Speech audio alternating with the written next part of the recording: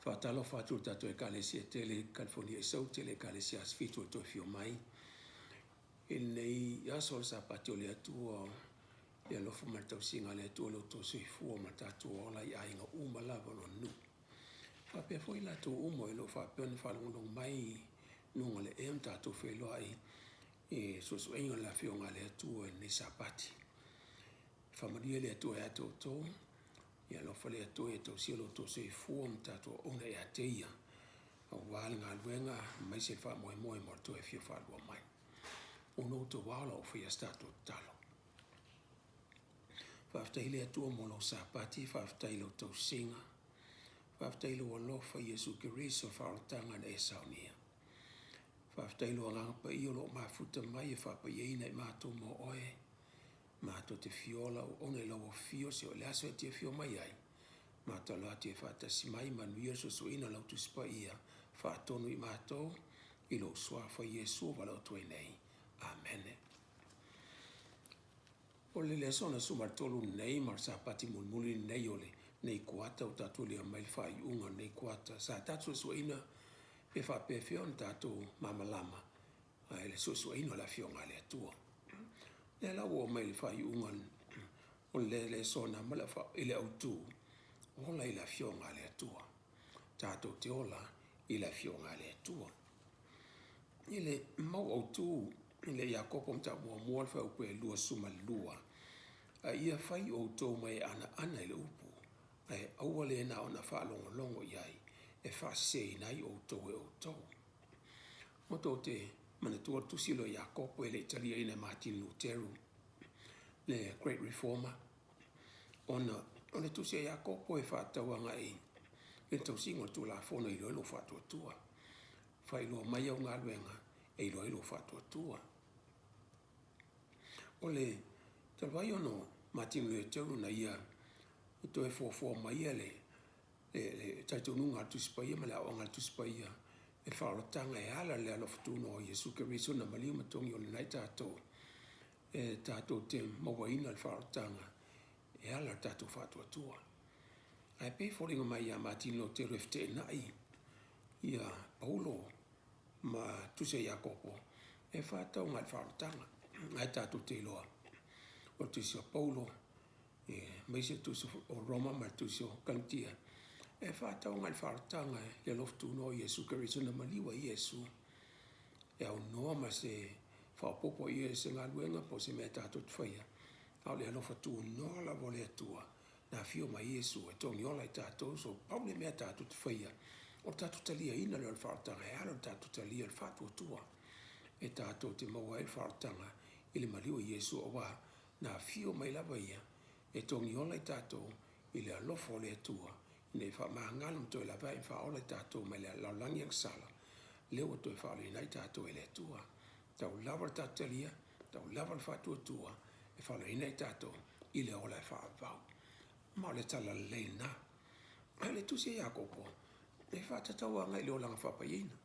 le la wa e talia le whaotanga leo wha mangarina o sala ai le te ola a te ola laulangi ang sala mai te ola mo le atua ma I le whingalo le atua mo tangata o la talina le whaotanga e le whingalo le atua tātou te whaia le ana tātou soria leo tātou ang sala e tātou ti ai le ana maliwa Yesu ina I tongi ona tātou ina e o tātou whaia le whingalo le atua o le tusilana o Jakobo e whaatawanga I lo langa whapaina o le tangata o ia talia le whaotanga le whatuatua e whai mai ai ne Jakobo ai a whai o tō mai ana le upu ai awale na on whalongo longo iai nei whase nei tātou e tātou lava e iai awa onga masane tātou whalongo I whapea mai e se fulpasene me te manatua pa e whaitau e luas fulpasene me te manatua pa e wa ai e tos fulpasene me te manatua pa e whalongo iai ai vars fulpasene o me te manatua pa whai te whaatinoina ai whaile o moa leia se whamani ngā toa whaasaintisi o pasene ia ai ole me e te tau ai ole whaangaina uma lea o le ata mai le atua ma langona ia ma le poto wha le atua le ana whawinei tātou le atua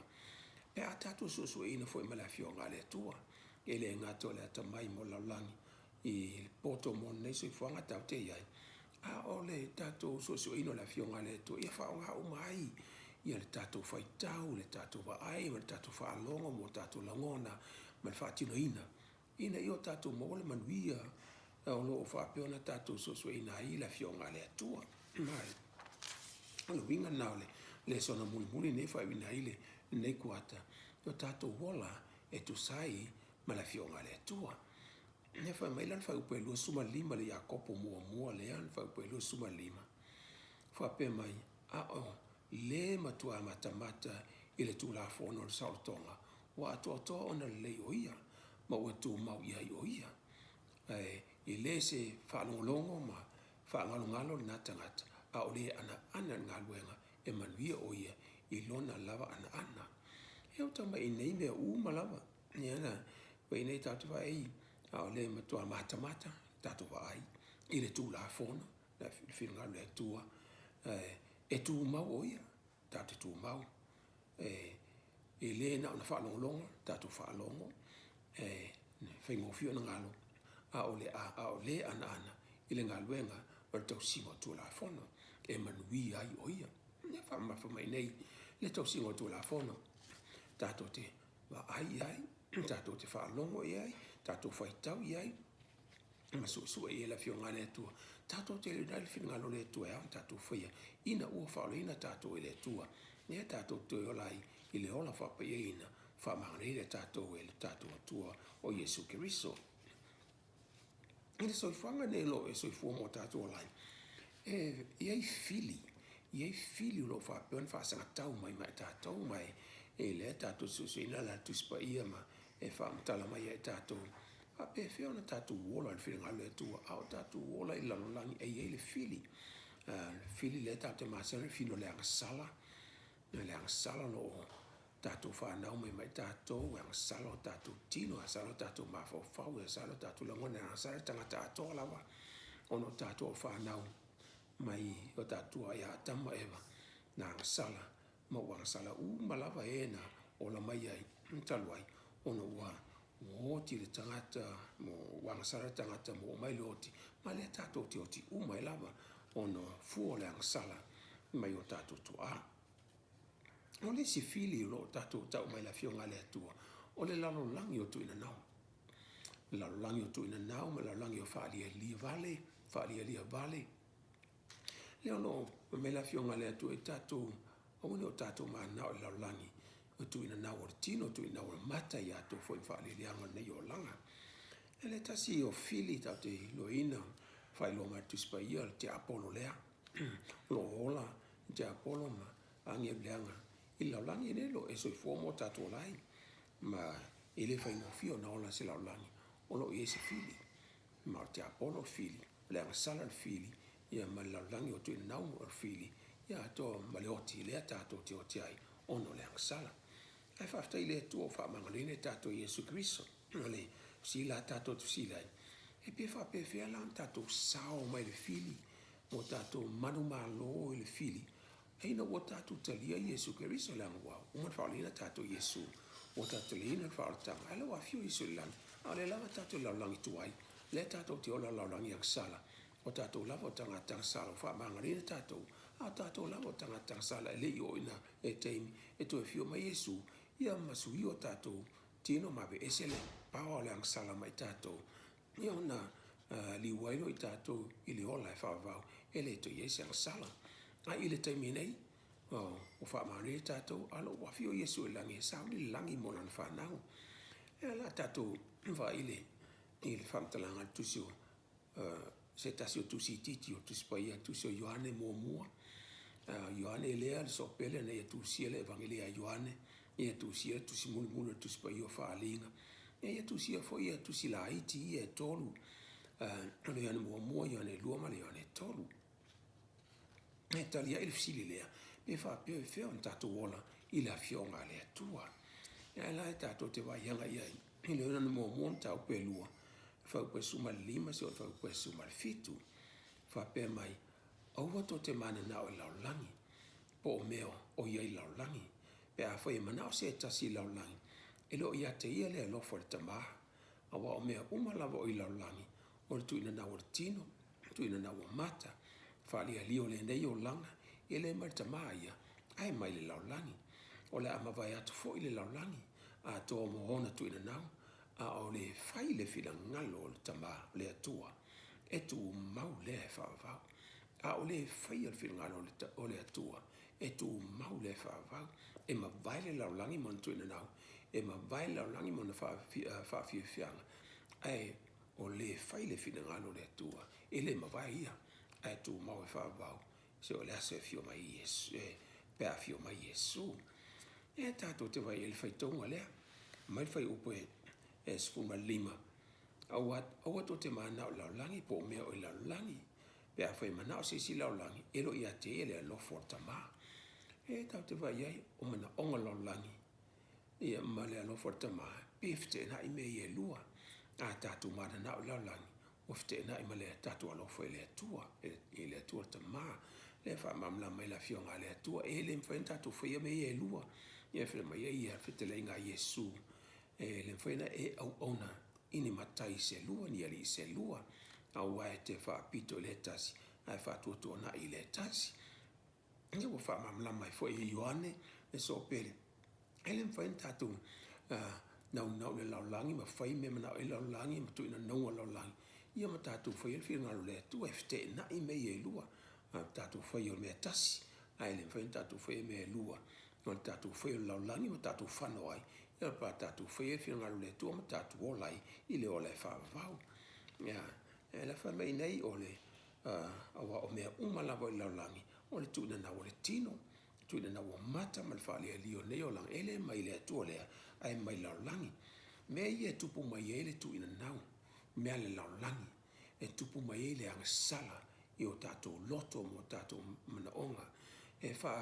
o Sofia i nai i le angasala i tutone ai tātou, ona o mea lo i le laulangi no tātou iei, wa o angasala laulangi, angasala tangata, ma o mea umalawa o whaia laulangi nei, whaia tangata angasala, ma lo wha peo na wha malasia i le angasala, e mana onga lang angasala tangata, ma mea mafuanga lea, wala ina whatongi tātou le afionga le atua, o ne o tātou mana o laulangi, ma mea o i laulangi, o wala ngafte na i ma tātou lo fai le atua mo nona finangalo. Tai o tātou fai al finangalo le atua, e tau te tū ma wai e whawawau. Na, tātou vai le iai, e sili, i le nta o poe tolu, i anu mua ta o poe tolu, nan whau poe lua, wha solua i lalo, wha pe mai, i anu mua ta o poe tolu, le au pe le, o le whanau i tātou le atua i nei ona pō. A o le i whaalia mai nei le wingo i tātou a amuri, pe a fio mai Yesu. A o tātou i loa, pe a whaali mai o ia, ona fōlinga ilo i tātou i a teia i a Yesu.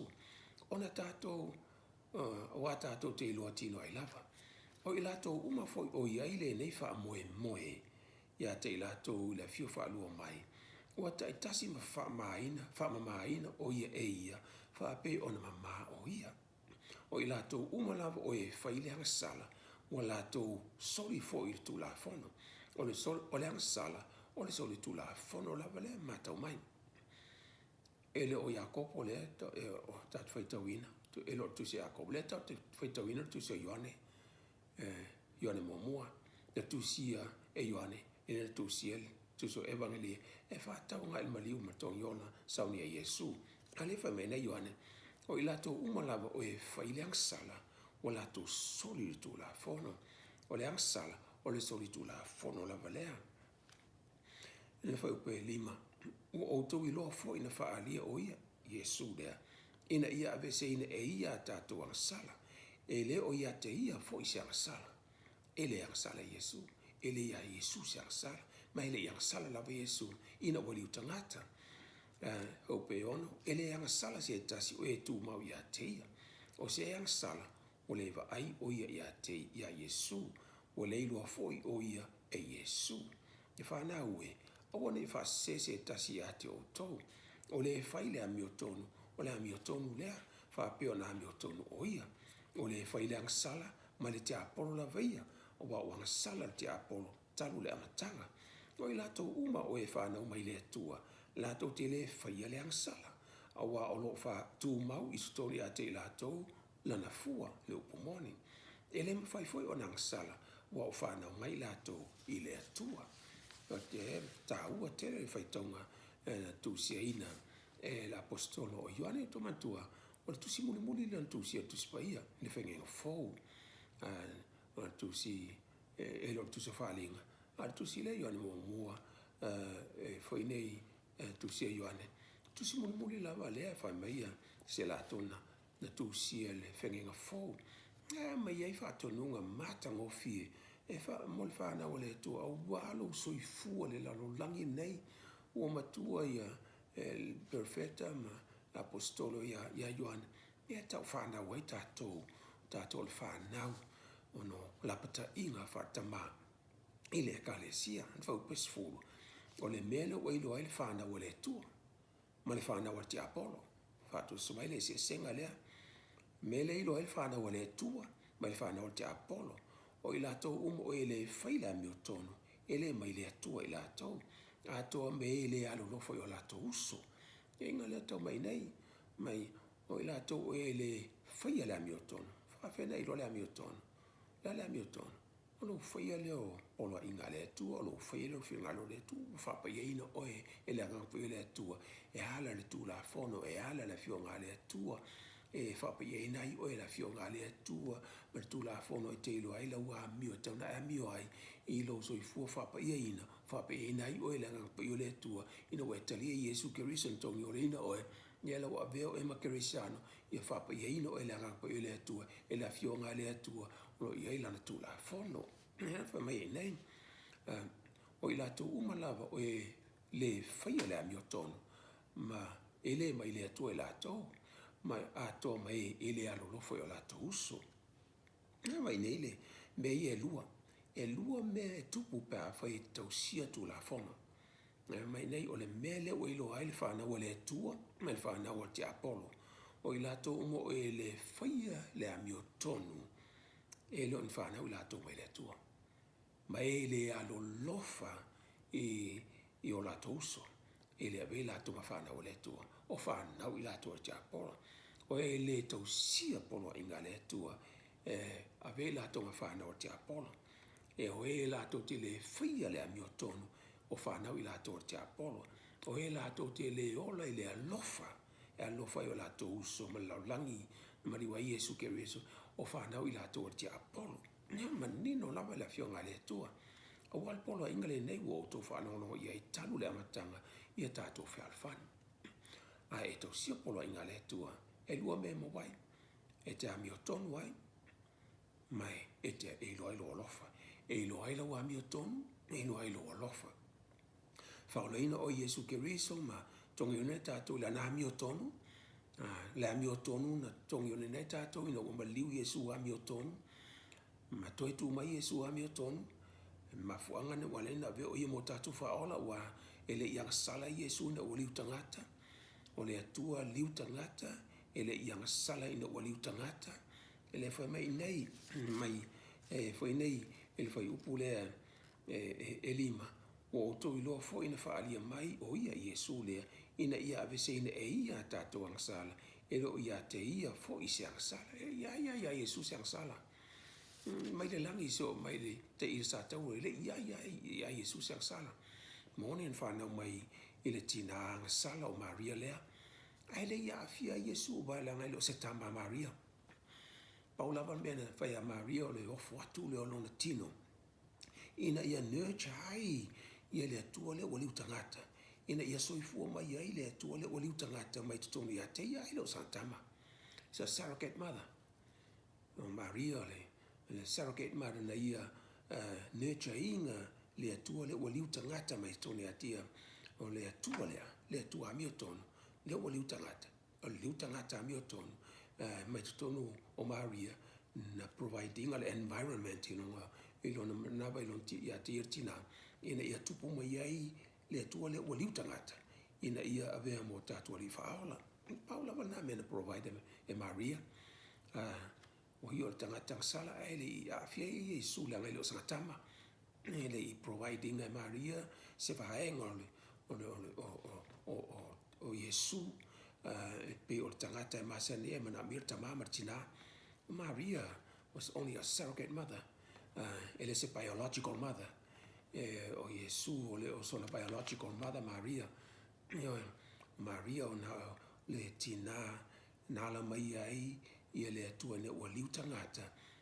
Le atua mi o tonu, liu tangata mi o tonu. Mai a Maria no la mai le environment ia Maria le environment anga sala. Ele ia fio a Yesu ele yang sala Yesu ina ua liu tangata. Ina ua soifua mai Yesu ma soifua ma tau mafa me ai ona so ma e sanga le atea ma ua soifua la langi yang sala ele yang sala Yesu. Na o le atua ua liu tangata e a mi o tonu le atua ua liu tangata e a mi o tonu le atua pe liu tangata pe liu angelu e a mi o tonu lava le atua ia vanga na ona ua sala a le ta ua mai la fio ngai le atua ele yang sala lava Yesu ino soifuanga e ui lava ina ua liu tangata na tato te baba ia ngai ai ia foi nei le whaolotanga o le whaolotanga la ta ua tele ta ua ona because tato te iloa ana whapea nga sala Yesu tatu le sona le tatu nei semnoe e le mafainto tu ma Yesu ma fuanga na lai ona fa maoni Yesu ino so fua a mioton ina wa taimi la banga sala io le sfortama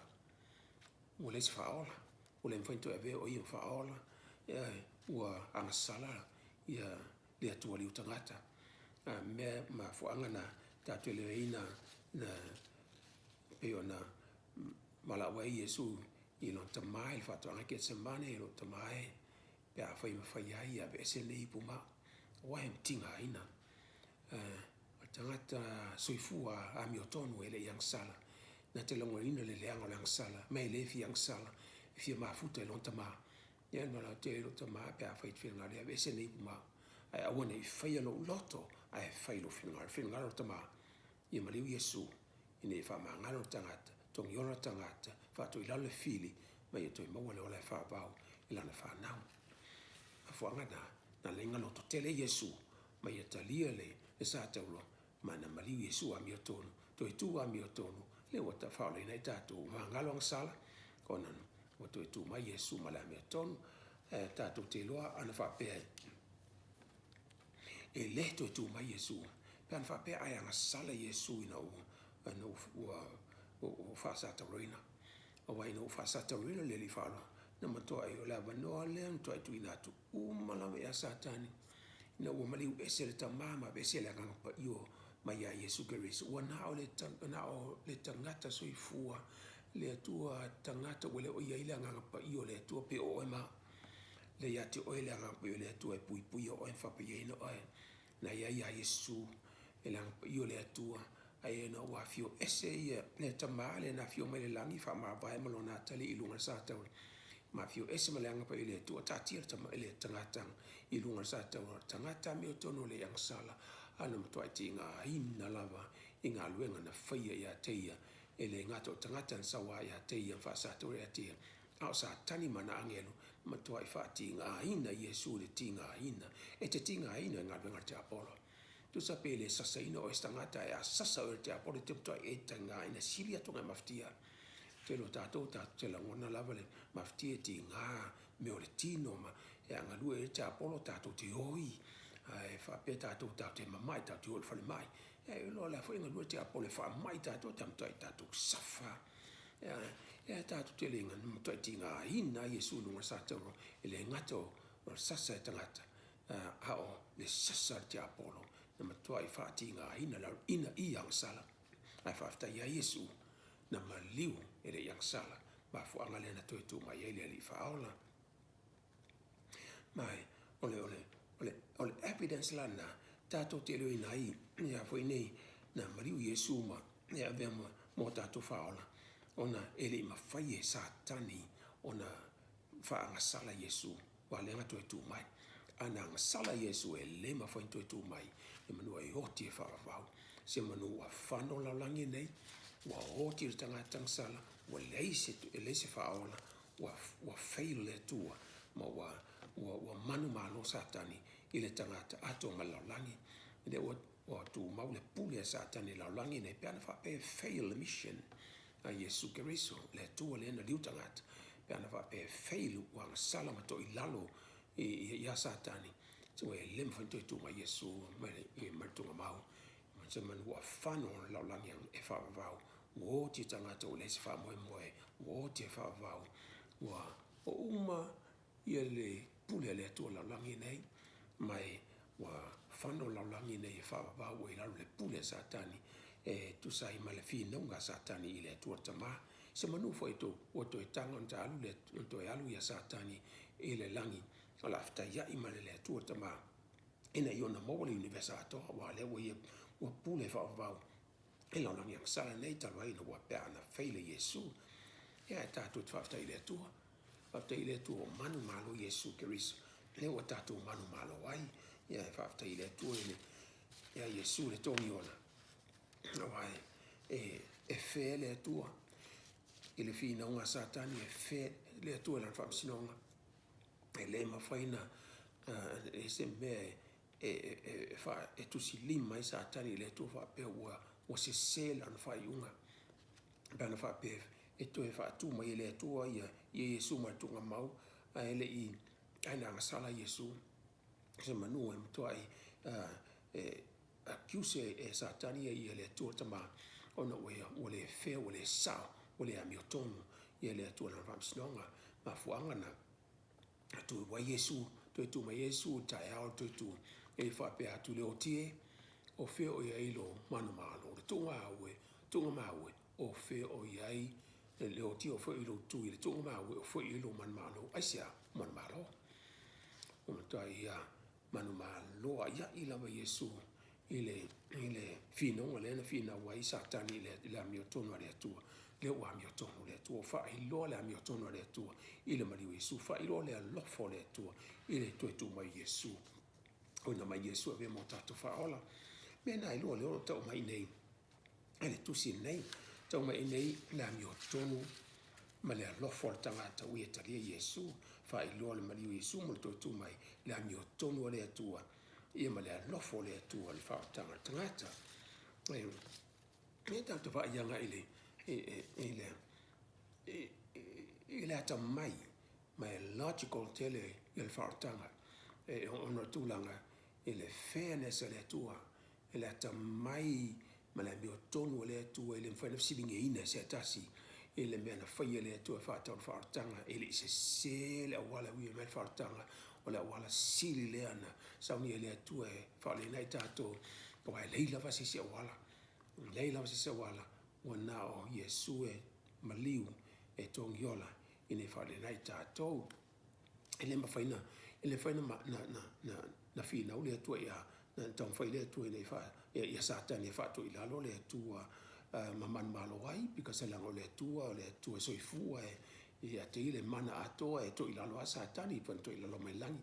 so ele faina to fina wai Satani le tua Paul mena tfaia ona fa to ila lo ino o le tua le wali utangata ma fuanga na le utangata le tua ina ia tu ia Satani la vanoa ia tu ia ele ngata fa ma ngalo tatu ang sala mai wali to yo tatu ai tu ia Satani la vanoa e le wali utangata ia le tua ina e se la fe ngai ma Satani se fa Satani pola mena te ma faia ia le wali utangata e maularo tangata lo angelu maulunga le to soifua angelu ia tangata e maulalo I foi lo angelu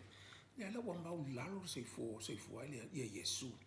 le wa maulalo le wali utangata e mafai Satani on fa langa ia le tua pe ali utangata le la wa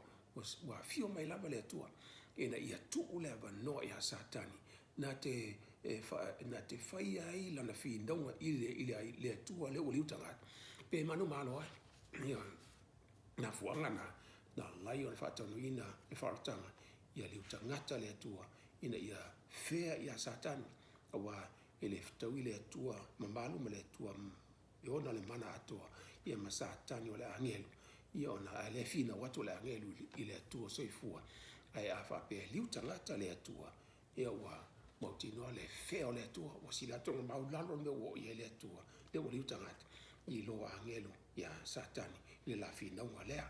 o ai la malo o i lo ai le tonu marsa o fa snonga ya lo man malo Yesu maliu amioton soifu amioton maliu amioton wa anda le ma amioton de Yesu au le maliu ya lo winga mna mis fa ola mo Yesu ana va pe yang sala Yesu au le maliu pe fo o ma e mana mi fo ila Yesu se fa ola fa ma ngalo ana sala o Yesu na lo tu mamona e lo Yesu na tu spa yele Yesu lo tu mamona na mi se fa ola mo Yesu fa ma ngalo ya nang sala e no mo Yesu fa ma ngalo safety na imale ma ele logical ele make sense a Yesu le tu spa ya le lo ta mai ai le ina wali utanga ta ia le tua o ia lava na tu mauso i fua fa maoni a mioton se o noti ele yang sala ma fuanga na le tu ele ma fia satana ta ofi ia Yesu le tonga mau awa na maliu a mioton ala tato ia ngai le sota inga i mau ia fa na wale tu ma fa na satani fa na ti apollo le fo me nei e ile se senga o le se senga le fa na wale tu fa na we ga mioton fa pe fitu ya mo mo ta pe ton fo pe fitu fa na we a wona fa se tasia to o le fa ile a mioton o le a mioton le fa pe ona mioton o ia o le fa ile ang sala ma le apollo la veia wa wa sala ti apollo talu le amtala o le fa ile a mioton fa na una le to le fa ile ang sala fa na una ti apollo ya e lata tele sota inga lang sala ma ti apollo o me ye lang sala e ye ti apollo lang sala sa ma ti apollo me ye ti apollo e lang sala me la le ta wa yo le fa na o ti apollo e tanga tang sala wa lang sala sa ma ti apollo e ta to te lo ele monio la fianga le to le fa ile ang sala e ma ti apollo sota ile there's a close relationship ele maftanga satani ma lang sala fa pena foi ia le tanga sala wang sala e close la relationship ma te apolo fai mo fia te apolo ona ia fasio tia tato ma lo tato te wala o tato wang sala that's the affinity between ila mioton ele ilang sala ia ma te apolo ia pole a mioton ma le atua ilan fanau ile kompeina o fanau ia lua tato te vai ai ile sota inga lea sota inga lea no inga e lo ia ile sota inga va la lata lava ma tangata miotonu ma le tua pe fo ina va la lata le tanga le sala ma le ma ti apolo o tangata sala e fie ile ang sala ono ti apolo le lo ngalu e tua fa pena fo tangata le tua fa na le tua fie le miotonu wa fa na le tua e fie lofa wa me ye lu te maua pa e to sia polo inga e te amioton wai mai lo lofa fa ti no lofa e tu le to sia polo inga le tua na ta tu vai anga i le sota inga ye lu sota inga to sia polo inga ma la amioton le tua ma sota inga o le sala ia marti apolo tal fa tu so tala ya kaino ke nesem tau pe fa on fa pe fitu fai mai fai upo ono ke nese anta upo fa la upo ono mal fitu o feta la yatu lo iova ya kaino sale me o e itai sa foi o fa o yo mata pe a fai e te amio le lei e te le ma o e fia a fai e te le amio le lei o lo ta oto fai toa le ang sala e wa yatu lo na mana o ya te oi a te pule ya te ia tanto vai nei le mena tupo ya kaino ma pero na pero no uso e wa le mole taulanga kaino o talia le tu taulanga pero ona hita ile o kaino ya pero no uso hita ile tua hita ya apelu wa hita wa sala ya yona matua wa ona ya kaino me o tupu i yona matua la tua ainga wala na maila na taulanga ile tu so wa finga le tua ngala lava e maila taulanga yo si le tua ai le mai si anga ngale le ona wa hita lon loto i me wa tupu yona matua ma tupu la langa tupu ya tia wa sala ma ua le mo fa ma nga mo tuli esela tua ainga mai etena no inga along matua o ia lango na ina le leanga le melo tupu ala to mo wa hita ilo tangata ona talia le tu taulanga lo no so apelu ia ele mo taulanga kaino ona hita ilo kaino ia pelu na fio mai lo le tua wa fio mai le tua na lo inga mele la tu si lo fio mele la tu po hita kaino ia pelu ona fio mai lo le tua intervene le tua ina ia la vea i kaino ma pelu pa fai tato te se e la vea i tato le tua to tu mai le tua le van no tato te to e ma fa le ai ma tato fai me tong fai me to fa sa on me tong se to fa le tato ma ftanga ma le tua e wa fio mai le tua a o le fa si o tia kaino e lo no so a pelu wa fio mai le tua e dia tu le vale ina e la vea i uso la vea i kaino la vea i a pelu ia na ana sili mai lo le tua ya kaino Sale me we tai. Sa foi wa fa u yo mata. Sa me we le lo fa lo so. A fa we te ambio le le. Te le mo wa ye fifia. Ai lo sa no men fai. We lo me tão fai. Ai te le o mai al tau langa tu sai ma lo fingalo. Fingalo le tua. Do fa ya te auto e mai tau langa ma ngalo nga sala toto. Awe mai ia fu lo fatoanga ele sa lo men fai na me la ita lo uso ele o sa lo men fai ata tangata le sa le tu e ita tangata e ta tu lo tangata ele sa la tu la fa le anga e ita fu ia te oe e tinga na sa o male le lo se fu e ita fu tangata la langi ate oe e sa wa ina fa na le tu ele la lang ona langa ele o sa la tu la le tu e o kaino tu lo le tu e a kaino e a fai e te amio lei e te le maua e lo fia fia a fai e te le amio lei lo ta oto fai toa e le angsala a wa ia tu lo na mana o ia te oe a te pule e le angsala e te pule lo fai talia pe te ustai ia teao pe te ustai e le angsala o lo ta oto fai toa e tato te wa eilim e upu ie fa nga e mosene e tu sio o kenese e kenese mta pe fa alfa pe fito o lo ta oto le fai to toa le angsala o upu ia ta oto ma le upu angsala li e lo sa we upu le temoni e ile tu sio kenese mta pe fa alfa pe fito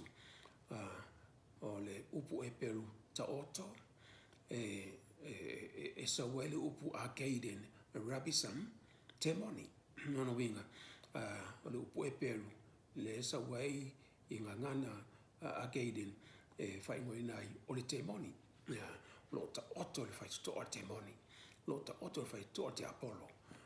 tala na fitelenga na le tua ya kaino ya fai e te le a miole lei o lo ta oto il fai to ia te apollo e wa i mailo na mana o ia te oe ina ia ona pule oe ma e ang salai ia ma ai e te pule lo filinga ina ia e te energy apollo ai e ustai mai atau o te lave ina oe pe a fai te fili e te ustai ona mela tato te vai ai ole winga na fitalenga ale tua ia kaino o lo ta oto le fai to toa ia te apollo o lo sa haunu le te apollo ia te oe mo wai mailo na manao ia te oe ina ia ta tala le fai to toa lo loto ina ia tino te apollo ia te oe ma fa tino le ngā luenga lo manao ai ina ia fasioti lo uso ai ia te oe lau fifilia lau faitalia ma lau fifilinga e te le ustai ia te apollo lo i fafo ai te ustai ia te au ina ia lave ina oe ma lo uso a pelu ona ana fifili kaino ma ia te tala lona loto ia te apollo leo lo ta oto faitoa ma ole na ia fasioti lona no uso ole mano te apollo no tino ina ia kaino le ana ia fasioti lona uso ole winga na fitalenga le tua no ta oto te apollo faitoa ua i mailo na manao ia te oe ina ia faile mele manao ai e fasioti lo uso le alana usta elo o kaino il te apollo wa ta tala le faitoa ma ua pulelo na loto ele fili ma ia fasioti lo na uso ile mano te apollo le me manao te apollo ua ve ma whanau al te Apollo, a o kaina woti, lana mi o tonu, ma i o le atali i o le tua mi o tonu. Fifilinga taua. Sa i le vanu o fifilinga ia kaino,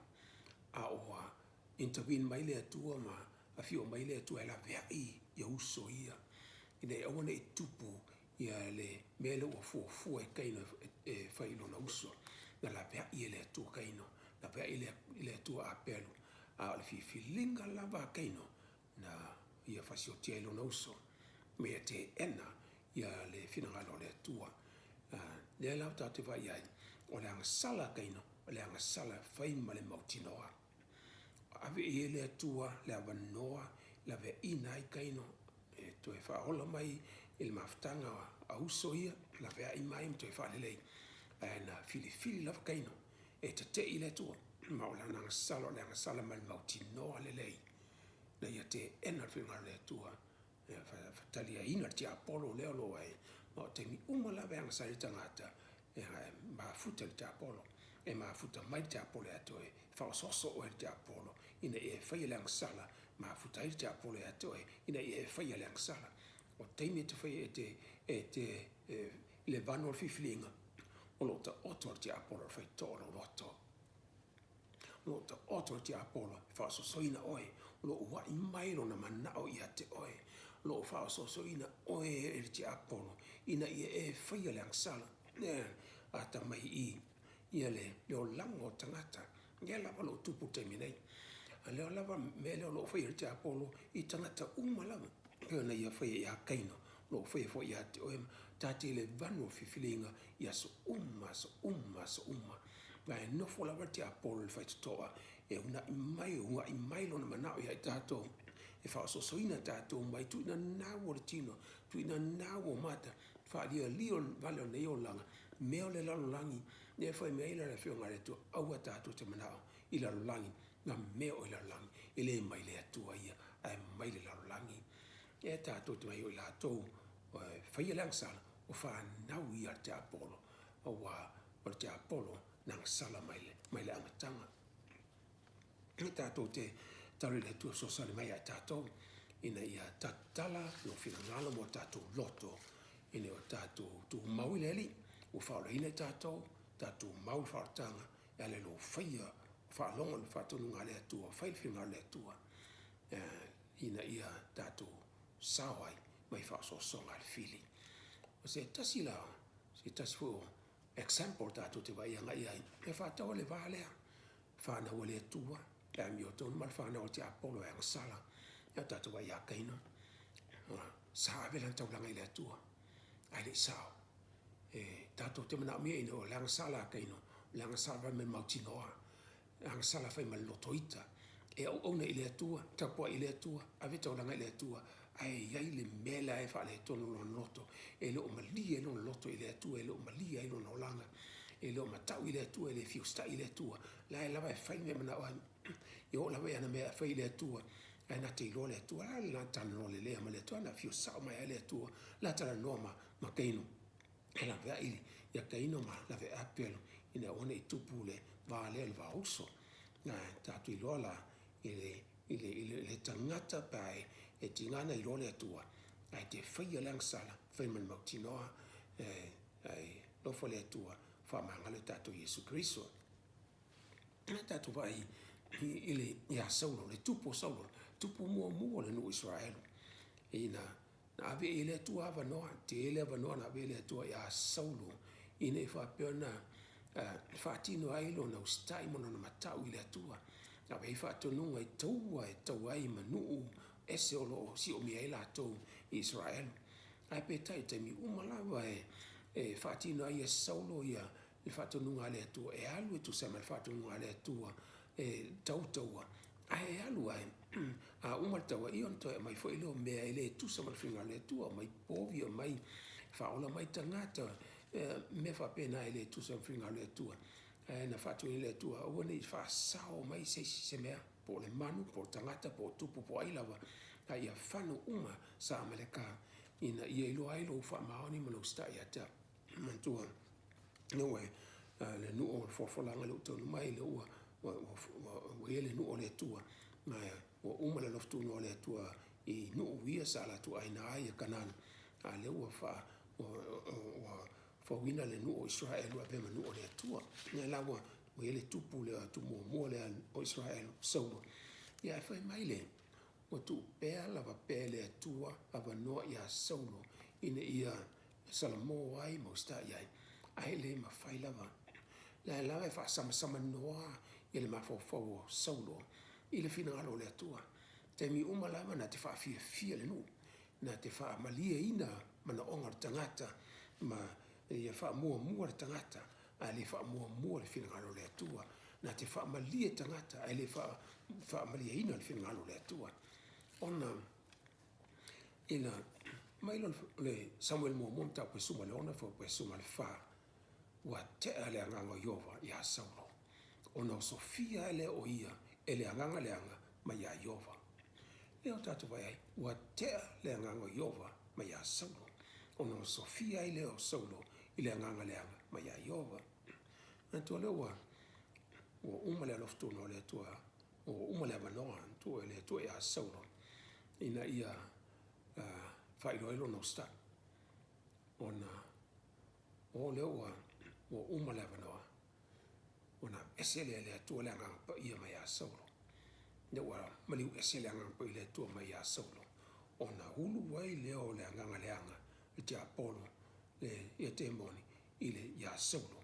Mai wa replace e anganga le anga. Le angang pa ia le atua. Nesa ia Saulo. Ona pele o Saulo mastangata uma toa I ola ile matau male fefe male I a Davita ina ua whauina ile tua Davita fa matupu wa waneloa wa ave ese le tofi mai a teia ma wa ave ese ia le ngapa ia mai a teia ne tato te vai ai ile tu sai matula fono o farms no tonu natural justice, principles of natural justice. E te tuua lewa noa I le tangata e na te wha sao ai se mewa se ai. E ilo ai e sao lau, na whamsinonga sao lau ia e loa nganga. E te tuua lewa noa e tangata e la vea I mai ai, pia whai se, ia ma wha sao ai se mewa wha le tonu. Ina iona moa lewa noa, ai le wha pia e se lo lava ia e wha masinga ina ma e wha salaina. Ole principle of natural justice e te tu ola va no tangata ina fa sawai ia me wa ia se ia te oe lesi principle of natural justice ola mi tonu le male ma fa me sao e te fa me sao pe fa pe te give a fair hearing e te vai tu malava ole mele o tu mai mai vai ne mafuanga mai vai me malava e mata e se me we te we sasi ai te o sasi lo no fa yunga you give a fair hearing naturally men an fai tato le tua e tato ia tato a mio tonu tato me fai e one o tato se pa se le stangata ai o tato very fair le tutinga wa fair le tua pe ona ia fair ia satan na fio mai Yesu ina ia liu tangata ia fair ia satan now tu lava no ia satani e twitter ile tua mai fai el mesila ina ia fe ngai male tua le uli tangata o maula ri follow satan that's very fair more than fair fa pena fo ilai natural justice tato te holai I la langi nei pa pe se se give a very fair hearing e tato vai tu uma a fele me ono e te vai anga iai ina ia fair lo fai uma a faila lau fai unga ia e faia o ne whapito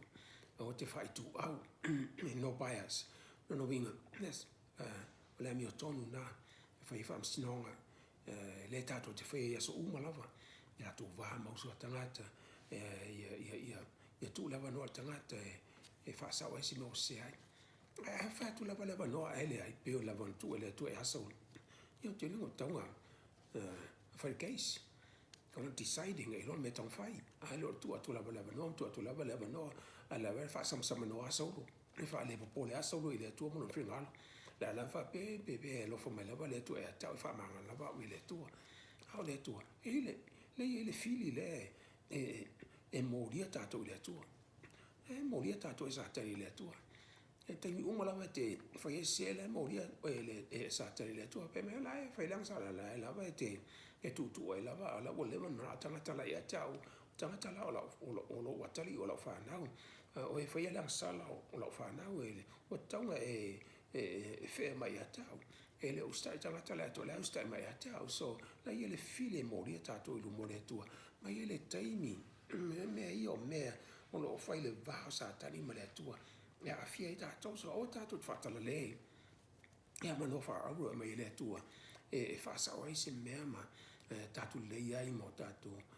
usa sangata ese se ya tu la no mai la no ya talia la no no ne fa tutto nai mai fa sam no mai fa pe lava o ie fa lava e le loftu no le tu e to ie le temi tapu ne le loftu no le tua e temi suni nei la langi nei ia ma fa umalang sala wa tau lava na umalang sala e tau na suni ina me umalava wa langa le tu mau lang sala e le tu mau o le tu e tu mau e fa wa na lang sala e le tu mau e le temi umai e tatu wa ia mai fa ilo fa iunga ia o te fa tu au ele fa tu au le tua tu sala pola la wa mi otonu tu sala pola lo le tua ai fai la va te sasi mai fai ese me te le te fai le fai tu au le tua tai pela vo so le fai tu le tu le fa pe ave o ma tu mo no Israel no fa pe la fai la va wa mi o te lo sai le tua pe o mo se fa ma oni o mo se te ingo le no tinga ina i mo fa su te sala tasi la va mena se ai o ia to e taina le papa falua o le faatusa na o Iesu Keriso le papa o Iesu Keriso le ia tā mo faatunuga leo tā papa le tafamea le vai ia e na ua to e muimune nuuna o uma le tafe o le vai ia na faatonu le le atua mose aua ne taina le papa to e taina le papa ai e faaloaloa taona faaloaloa o to'atoa le papa ia to e tafamea lo le vai ia le ai ia o to e tā e mose le papa ia o le papa o le faatusa o sa taunu o Iesu Keriso o faatasi na mariu Iesu ia lea na faatole le atu e faatasi na tal papa ia le utu e faatā e mose le papa ia ma toe tā ia ua ia faaleagaina le faatusa na mariu Iesu Keriso e lē faalua na mariu Iesu e faatasi na mariu Iesu e le univesa atoa o lava na mariu Iesu e faamaganelega sala i le ola e faavavau ma e faavavau na o ngā le mariu Iesu mo le univesa atoa pe a fai atoe agasala se tasi i le lagi ua uma na mariu Iesu faamagalo a tatou agasala tauna mar salmo e tatou ai le fea o le atua ia e fea le atua ia saulo na sa tu leva no ia teia ia na tatou pa ile tulaga ia ina ua tatou lo le ungo saulo e so e na alu saulo e vaaile le fina faataula itu ia mai manao ina la se fa fina ngalo mai le atua e faatau le tau a Filistia ia faatu mai le o Samuel o le itu na faatu mai e lo Samuel o ele tu mai sesi ina tu ma te foi nei vanganale le aso fiu mai Yesu mana Mose le wa velangi ia mai Elia mai no ka le maliu la u wa velangi ia mai Yesu le tu mai la tona a fiu mai Yesu lang no tu a fiu Yesu lang atanga a o tato pe a tato fioti e tato fata tali umalama ila so tu fiu mai Yesu so o le tangata lea na mai le fine le faataulai e toe loa le fine faataulai e le o Samuel e o le hitu na ua tautala mai pe o Samuel na tau mai le hitu ia Saulo e te oti le taua ia ona lana o te ilo Saulo ma lana fanau i le tau Filistia fasioti o te Apolo langa waru te Apolo o te aru te Apolo e tatou tina foi nei Samoa na foi nei e fai au vai whaala o tau. E fai te ai vai o tau. E tai ai o staini. Tei ai lau whaana fui lea ngai rua inga. E te mai ai. Te lo tangata e fai au vai ia. E fai e te fai e pe te tautala ai. E te moni ma e fia i lor te moni. Po o lari te moni lea ngalua i whapua te moni lea ole. O kohala. Ia tone sao o kohala te moni. E fai tete. Fai tete e pi le tua. E wā te le play around i mea te Apolo e fai. Tātou te loa la venga lua te apolo tangata. Ai e whai tete. O te sue ina po le alenga sala tangata le ua le inga koala i le manawa. O sa weri te apolo i le ua liu koala i te apolo i tonu manawa e fioso ai solo. Po le fia i lo po le alenga sala. O te sue te apolo o te fia i lo po a me le anga te apolo le whai tangata le alenga te le anga i. Me le ana whai e le tupu le o solo. Walu whataula au tala noa ma te apolo. E la o te ai, o te atu i melan whanau, ia tātu whai tete. Aua nei e tala noa le te apolo. Ai, Iesu, nao Iesu lava, e tala noa le te apolo. A o e mau, ta te talo i le atua, ina ia whaleanga ngā te apolo. Na o e mau, ta te le tala noa te apolo, ta te le fesili te apolo, whaina whai ai alu ese mau. Ia lu ese mai, whaina whai alu ese mai, o te whaatala noa ina te apolo, ina ia tala noa mai te apolo e atu ai. Au nei e fie loa me lai whare te apolo. Ai e fie loa whina ngalo le atua. Ina ia e maole mana mai le atua. E te whare te apolo. E se mai. O le mena. O le mena e ta tupu e te leo mai ma whalulave. O na langa tātou te luonga lua ki mano te apolo a tātou. E tātou whaatala no ina ma tātou sisibi e. Tala no mero te apolo wha tupu e malo si pawa te apolo a tātou. E mo tātou le anga tupu e whalave lave. Tupu ai mai, tupu ai lang sala, ia martelo mea, ma tātou tinga ina o tātou ainga, ono halu e ngale fili, e e whai te tai, e tātou te wa aile, e tō langa lea, lo sofia ino le tangata te apolo, o sofia ina ia kaino, le o sofia ina i saulo, au tangata o le atua,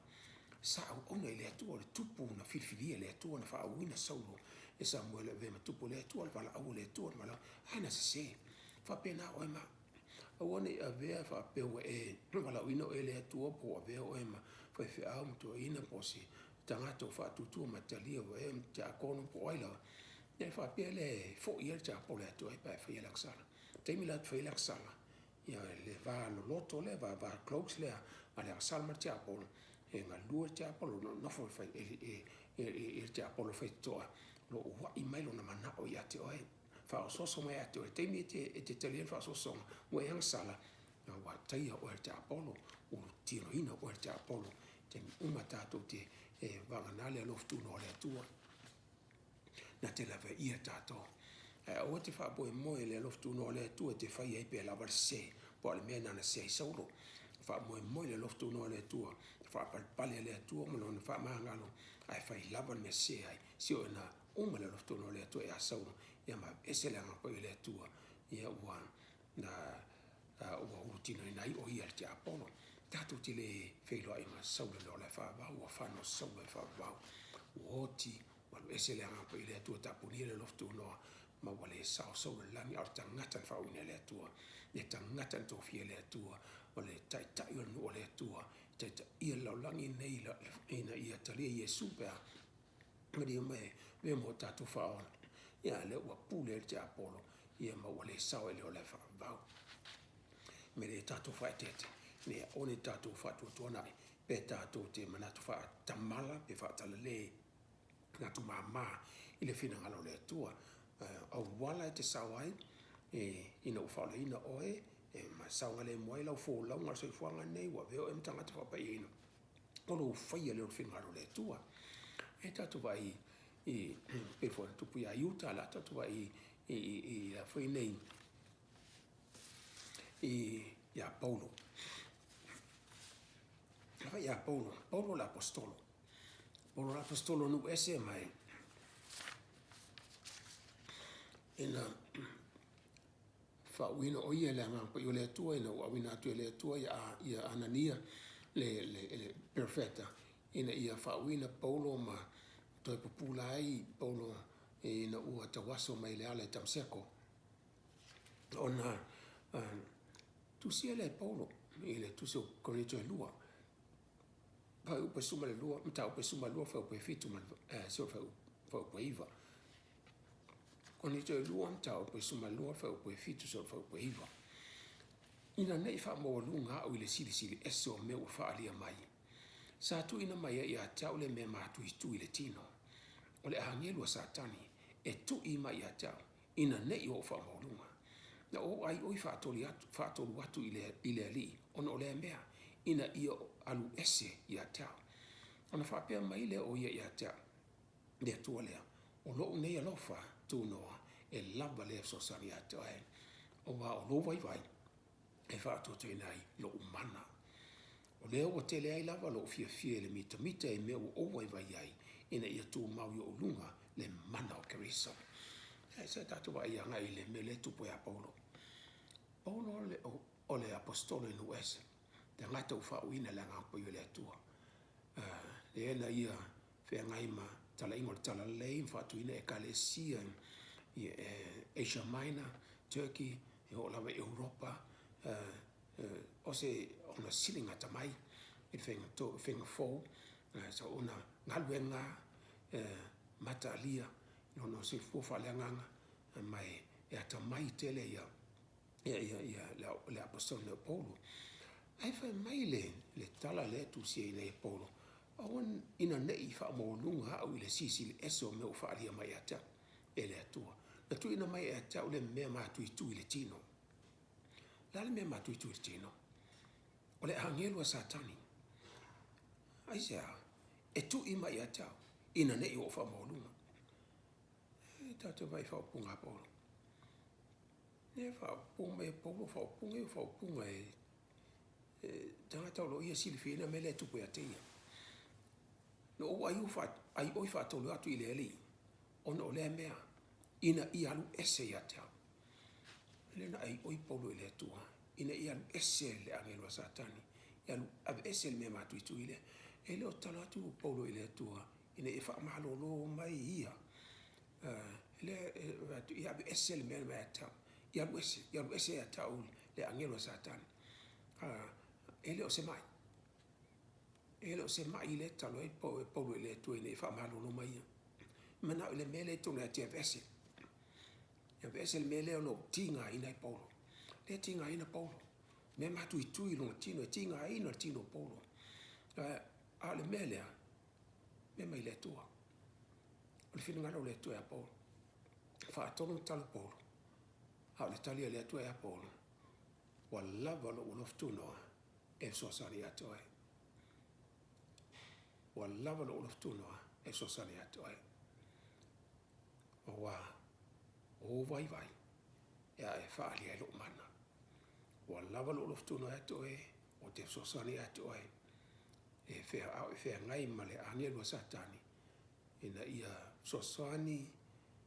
i lo ne ia kip oe awane e whamorunga. Whaale ftau i mana onga tangata. Il mana onga tangata pe o mana onga Paulo. Ile mana o i se mele tupe a teia. A le whaatanga e le tua, le angelo a satani. Oi le angelo a satani. Te moni ia. Le angelo a satani o lo tonu a Paulo. Le alo a vema mea matu i tui le tino Paulo, e sasa i Paulo. Ina ia kipea, ia Paulo, ina i wha maulalo. Nanga, o le tangata sala, e te maua whaingofio na maua ele wha maua lunga, pe a whapea te mau whamanianga whapitoa. Whamanianga whapitoa le na avele atua i a Paulo. Avea Paulo ma perfecta na te iloa i a whaalinga pe lavo Danielu ma Ioane i le moto pātama. Ave ele atua whaalinga o miti ma waloanga i a Paulo te Saronia o tusi ai. Telo o ngā Paulo e whātau i mea na whaalima i le atua. Ele ma fai e Paulo na whaamtala uma mai mena whaali le tua e ateia. Mai le ma fai e Paulo na ilinga ngana al tangata. O na mamalama uma i mena whaai na loa e Paulo. Ma whaamtala ina mai ngana tangata mena wa ai e Paulo le langi. Lela tatu vai mai i le melea. Lela lo kipa i tutone a Paulo. Ele a vese le tua. I le mele matuitui. Le whae mele me matuitui lea. O le angelo a satani e tu i mai a Paulo ina nei o wha mawalunga e tu i mai le tino Paulo ina ia kipa i Paulo stay humble ina ia kipa i Paulo ia loto maulalo a wana i wha mawalunga ei mea tali ai le atua tātou te le mamalama iai. Na o le atua na te sile fia. Na leo tali Paulo il tali le atua il talo Paulo. Ele ia vese Paulo, ele atua mai a Paulo, ele angelu le sa le te moni le mai a Paulo. Sa iai le te moni ia Paulo se o noti. Le ngā o te moni le ia Paulo ina ia tu ia Paulo. Whaatinga ina Paulo. I lona tino, ina e wha maulalo le loto Paulo, e tangi ai Paulo le atua, ma maafuta ai Paulo le atua, ono le tinga ina me e whaita Paulo e ateia, ina e wha maulalo longa loto, a wale tala ingo le tala lei, ina e atu maui le atua, ma i e wha maoni le atua, e uila waina lo i ere te moni ateia, e na titu ia Paulo ina ia tinga ina, e wha maulalo e ina, i one e wha maulunga, a wale manui o le tala ingo le tala lei lu ese, ma laulangi atoa. Pina na fetalenga le fionga le tua le I tauta lei Paulo I nei. Telo tangata ke san fa mai mai Paulo I mai ke lima ma fo I nei nervous manino al fantalanga Paulo. Ile fa pe ona nai Paulo mele. Ile o ma Paulo tau mai. Le tau manino mai la Paulo telo tato. Tato te a amu pe a tato lo fo ile stangata lo ngalu e te Apollo pe o tino te Apollo pe e tato te amu I ai mo tato fai upu ai fa pe o stangata leanga fa pe o e ami o leanga mena lenga I te Apollo tangata leanga e tangata ami o leanga le o stangata lei a I Apollo e ese il case Apollo ese il case Caino ese il case a Saulo o case Caino le sta ile tua te ile tua case a Saulo o fa sama no lo ma fa se o na tapunia lo tu no ya teia na ile keisa Paulo le ile o fa sama no Paulo le ile o te Paulo le tu la apostolo no eso tanga fa pa yeno la por perfetta le tu no lem tai fa ma oni Paulo le tu tanga fa ma oni le tu ha o le ile te moni ile apostolo le ile te moni o le kipe le tu es tu no tino Paulo ina ia faima ma me ina ia fa peona na fa maulalo ai fa tinga ina I Paulo te tinga ina te Apollo pelo ma tinga ina Yesu sa tau na matua inga lue sa tan matua fa tinga ina na matua fa manu alia na mare ya Yesu lunga sa tau ya nei a to matanga te fa sa frena ia a ia Paulo le ngato sawanga fetongi maama va asa se manu a oti ai whenga malanga sami ia to foi ma sawanga sa whenga iai ia o le la fo I lo iai ale angelo a satan le te moni le tonu lona tino e tu ina Paulo ina ia stay humble le whamola sa tia tātou whana o le atua tona I tele o sila fia tātou tele o ilo me ongola o tupu ilo soifua mula uolanga a iai me sila fia le atua e au ngā mo tātou tau nei au neo tātou pe o Caino, au neo tātou pe o Saul, ai o tātou pe o Paulo la apostolo le atua. O halawa mea lo o tātou tinga e nai, tātou tangi le atua. La fo le tali mai le atua, I o tātou tali e ina. Tātou tali le atua, I alofa mai, la vea ia tātou mai le fili. Tātou la, e whanau le atua, tātou te whaia whinga le atua, e uila wan tātou maftia, I laulangi o lo tātou le whaatasi ma le fili, le fo I te moni telo I tātou umalau, ma tātou telo tātou whanau ma te moni, e pea on tātou iloa, telo tangata whamalo lo Yesu, tangata na ulu tino te moni, tātou ina, ia le mena o ia Paulo, hoti lava Paulo, o tu maule ali, ma ui a teau nei tau sinonga, o teu I a teau le palo le ona, e le ngata fo I a teau, au I lātou umalau, e fia le whale mai, o tātou li whaolo Yesu Christo. Whanaunga nā, po a me tupu ia toe, o la tau I vinga o e tau I viai, o la fo I tau whainga le fili o lo whapena whale ngai nei oe, tau ni e tatalo I le atua lo whamai a toe, ia turi ese le fili lea, mai le malosi a toe, e te malosi ai, ina e one I manu malo o fila, o te kiwi in whasosonga, e ma whaina nofo te Apollo te ona tangata whātua tua I le atua, ele o se mea lilo na mele le tau mai la fionga le tua ma nino tau mai la fionga le tua pe ona a Paulo o e talia Yesu Keriso a ve o mtanga to faulaina ma fai lava ni te moni tu ne ato e tari le tu fai na tu di ese te moni me mai le tu ma lo sia te e te ma lo sia e più la polo mai no sai polo fia polo fa mai a polo o le wa tele ai lo fia ile mita e me o vai ai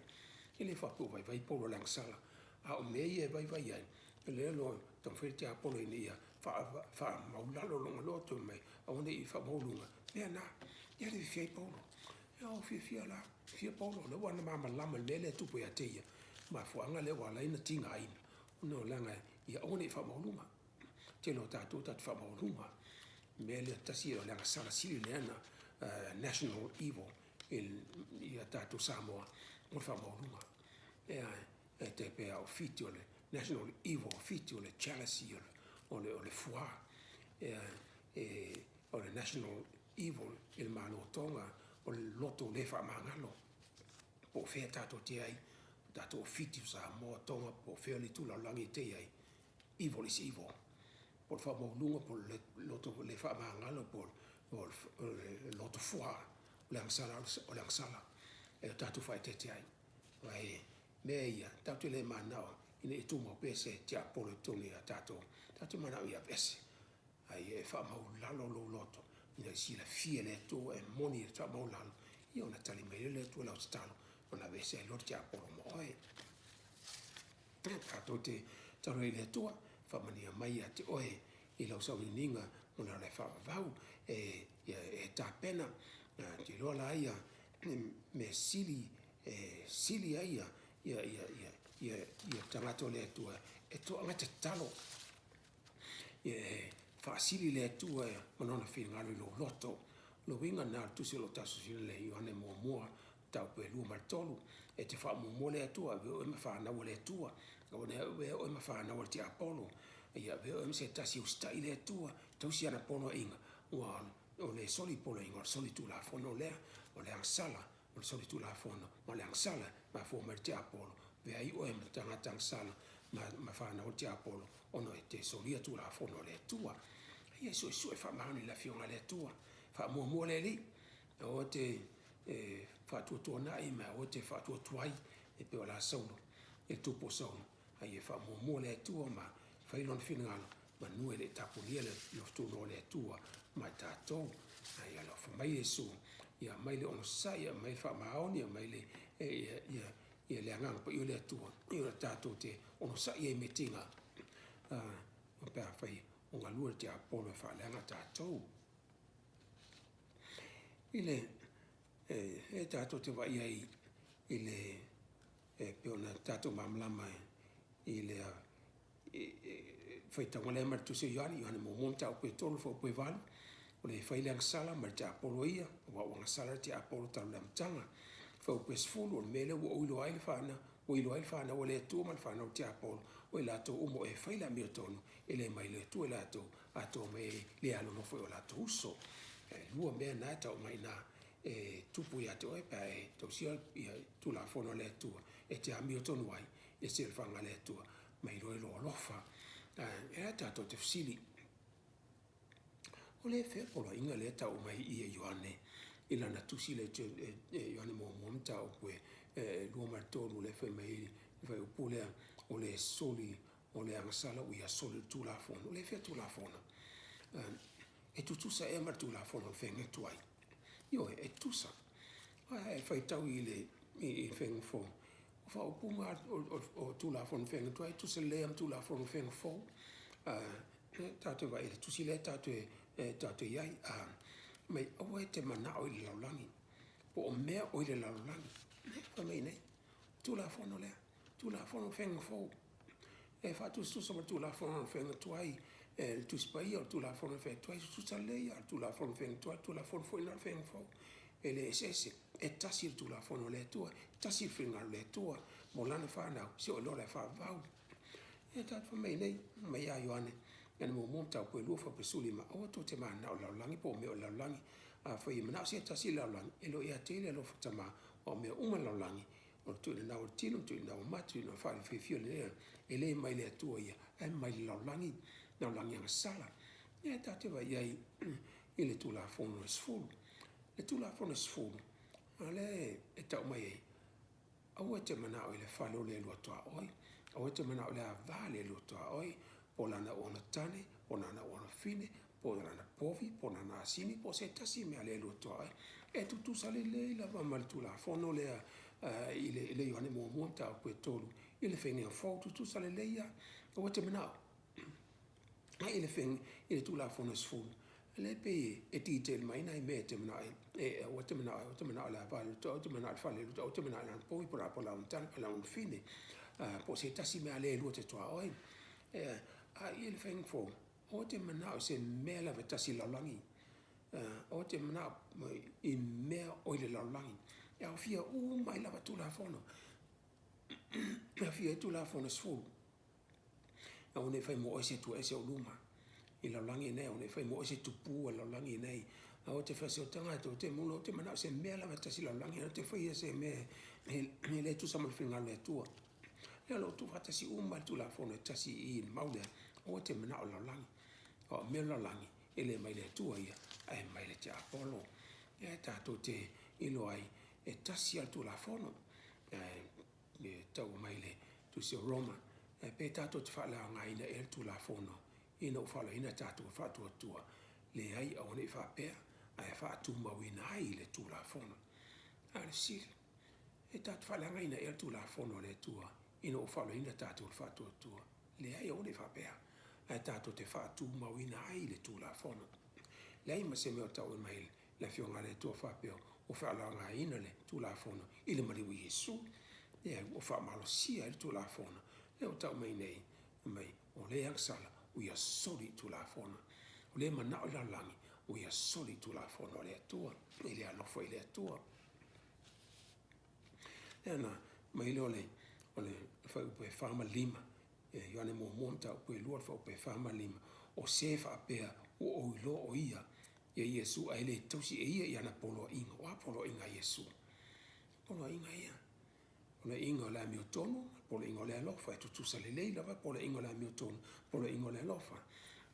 Tato te alofa le atua, la Yesu a whaito te alofa mai atau, tu tausi mai ia o polo inga, pe a whaito te alofa mai atua, tu te tausi mai ia o polo inga a Yesu. Polo inga le ilo alo alofa, o te whaisi o tangata, o te mululua ia, matau le atua mai, o te mana o mele alu te toa oi. Ia manei, o se fa pe o iloa Yesu ai le tausi e ia na polo inga on pe pelo lava lea e lo i totonu ia te ia le upumoni le mene ia fai te fa pe mai o e iloa Yesu o fa o le ina o e talia fa tanga Yesu ala lo fa tuatua ai te le tausi ia na polo inga o le pe pelo lava lea e lo sa mio tonu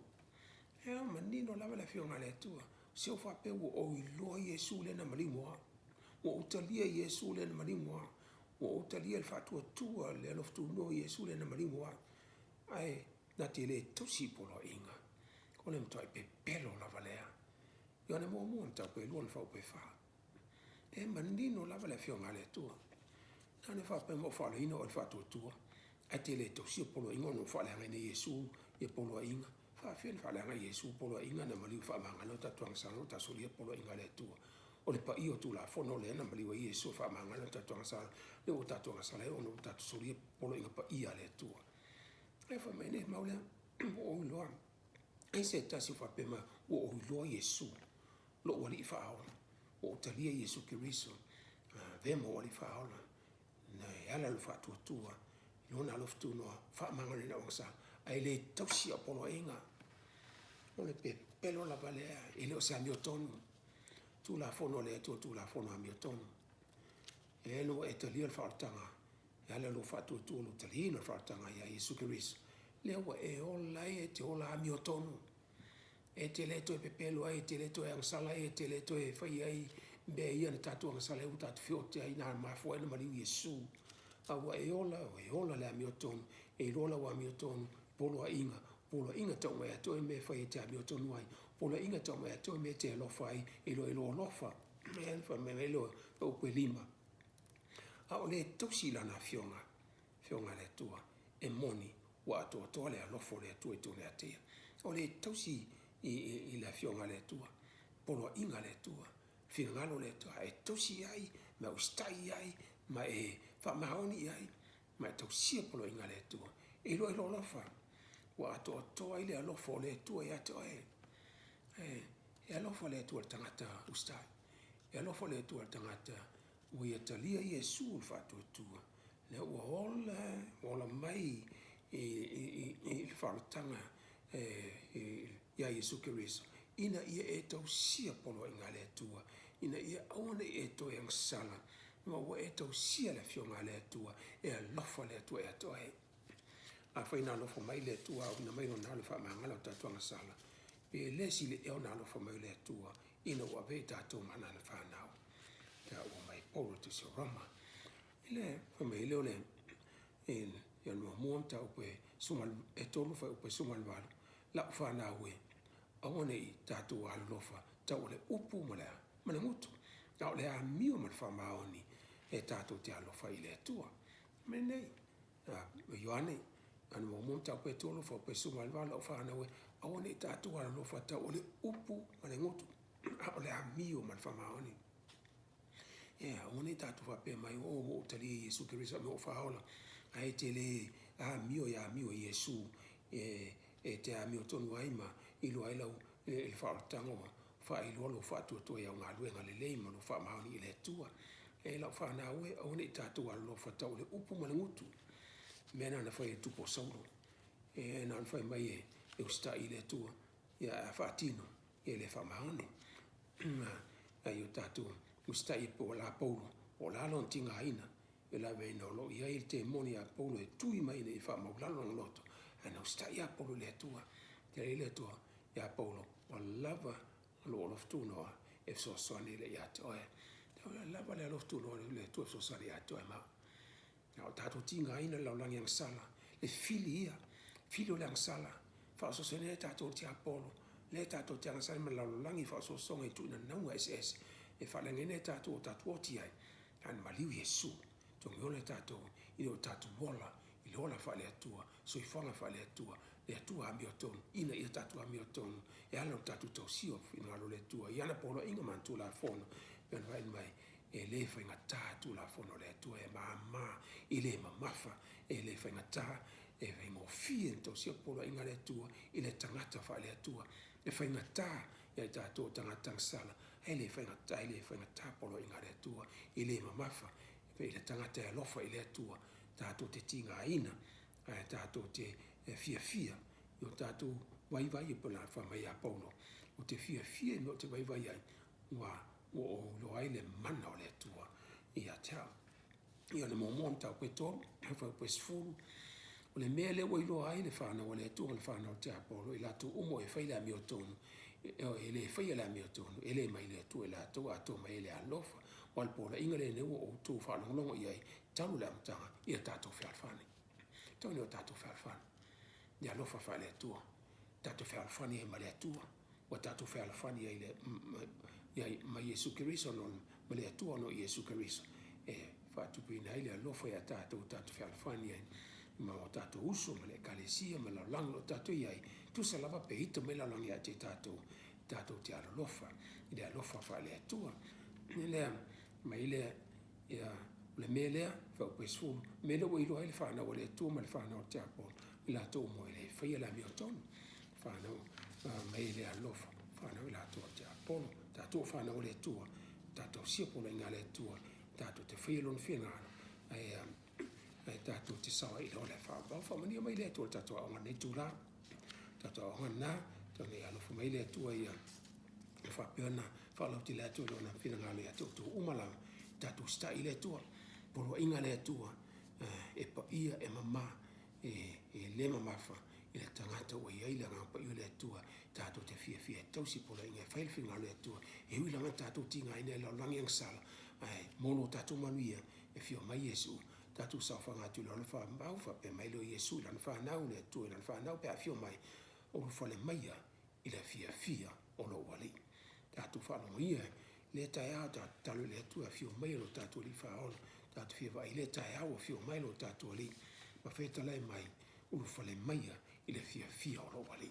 fa mania le tua tato kalesia mai to mo fa mai le tula e manuia le afioga le atua tatou ola tusai ma le afioga le atua tusai ma le tatou aʻoga neve asa ia manuia le sapati lau faia le tatou tatalo aftai le atua lo agalelei faafetai lo faailoa mai a te i matou lau tusi paia matou te faafetai iesu mo le faaletala aua e faaloina e matou ina o matou ola e fai lo finagalo me lea mai matou le malosi matou te malosi ai ina o matou fiafia e fai lo finagalo matou te ola ai manuia mai a te oe manuia lou nuu manuia lau fanau mavia na e afio mai talia i matou avene e matou le lagi matou te fia ai le ola e faavao faafetai le atua lou sapati faafetai lau tusi paia i lou suafa iesu o valao atu ai nei amen